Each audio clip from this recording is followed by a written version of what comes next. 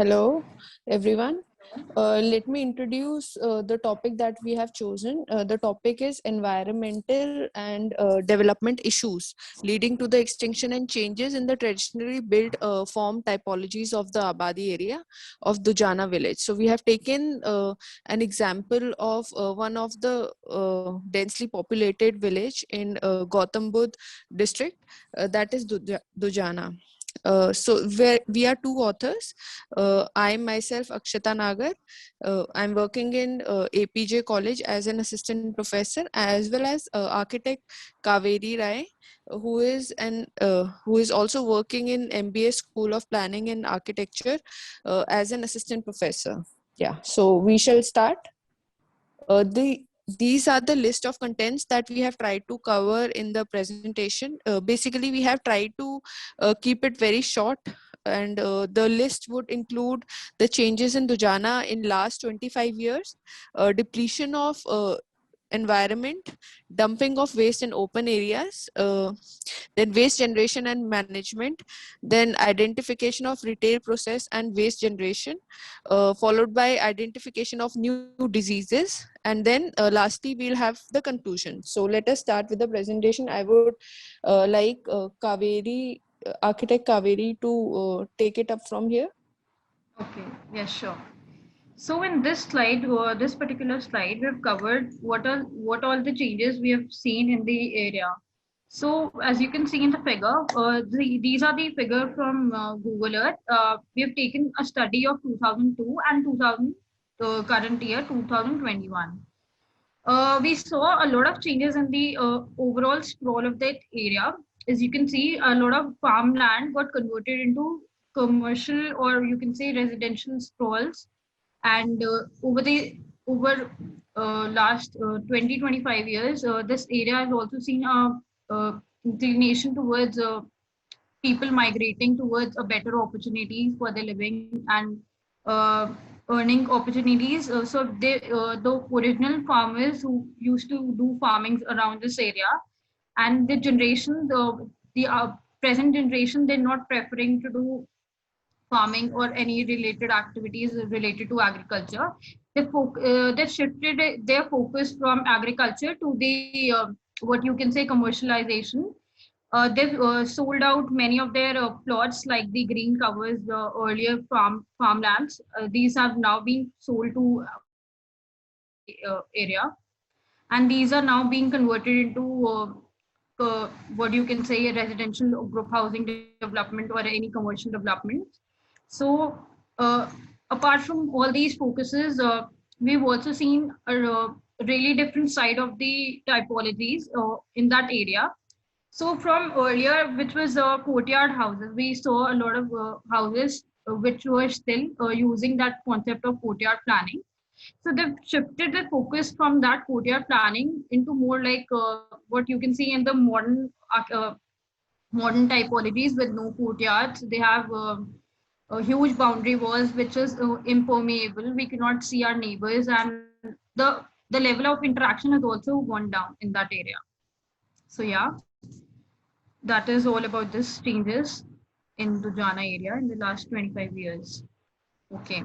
So along with these many changes over the years, we saw a lot of rapid development in and around Delhi NCR. So people have developed this new theory of adopting Western culture. So with that Western culture, we tend to adapt their products and their sort of their culture more into our day-to-day living. So similar thing has happened in this village as well.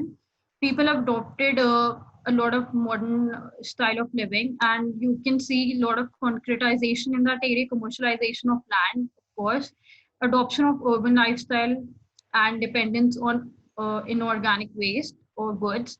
So inorganic goods in the sense that people have sort of started using soaps and all that, which were not their part of their culture. Like we people in that area would wash their utensils from mud and all that.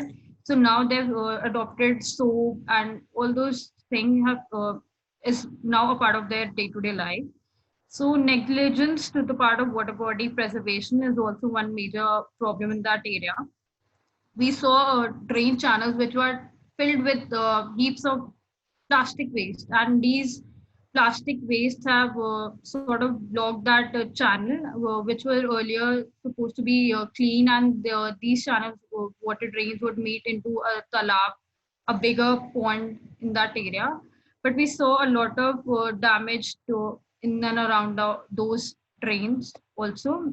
uh, these were not properly maintained, and people had this negligence sort of attitude. They don't care about their environment much, and which is sort of uh, impacting on their day-to-day life also. We saw a lot of open areas being converted into dumping yards. So if we saw like 2 3 houses, and there was a open land or vacant lot in between that area.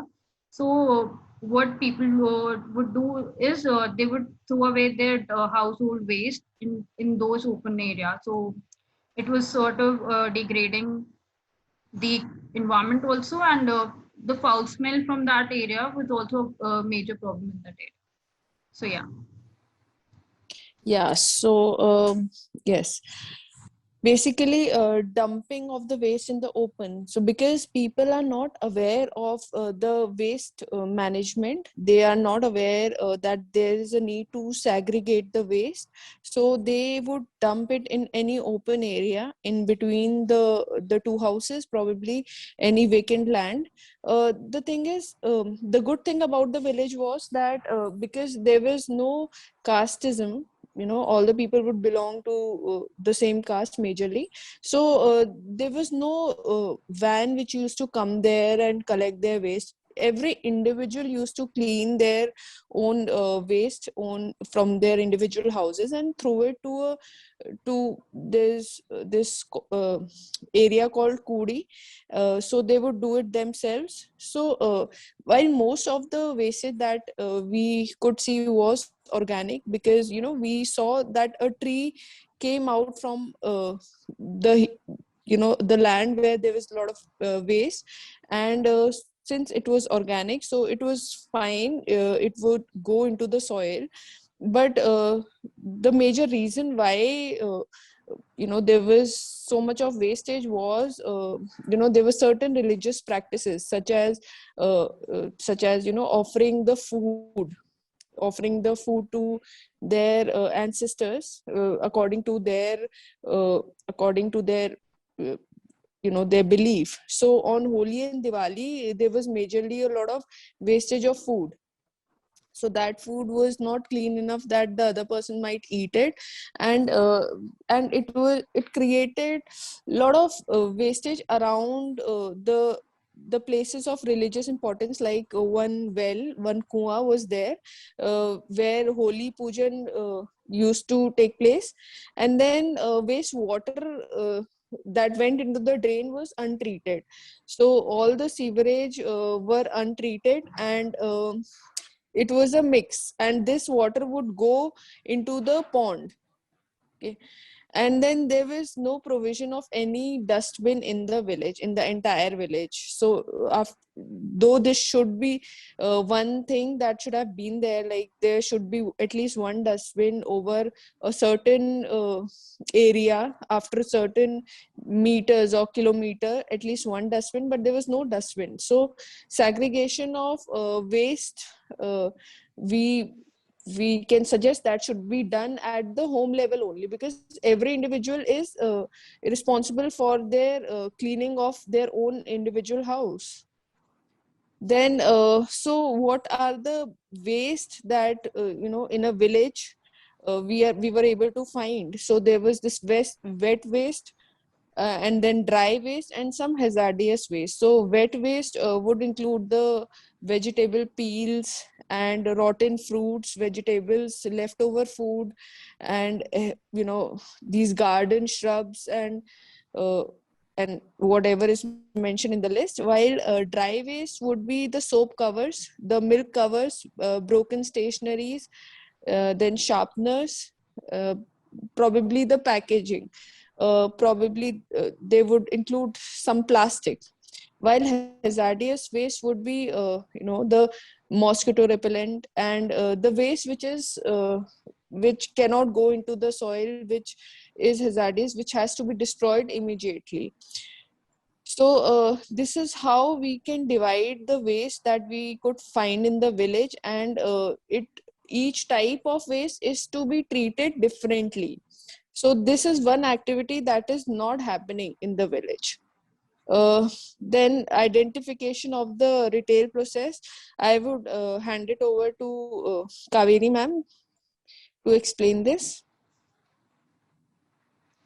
So identification of retail processes talk about increasing the plastic waste that we've discussed before. So at source we saw that people have started adopted everything plastic, everything made from the plastic as opposed to their traditional things. So we saw a lot of plastic waste which was generated from the household only. So plastic bottles, shampoo bottles, sanitary pads, they were all sort of lying there. So we saw a lot of impact of urbanization and urban living in that village sort of living. So it is affecting the small scale industries of the village as well. And goods are imported from outside instead of being manufactured locally. They're sourcing all the goods from the neighboring cities. Um, and it is also affecting economic flow within the village also. So like people who would earlier make things locally and uh, distributed in the village itself. So we saw a major decline in those uh, local craftsmanship in that village. So yeah, next. Yeah.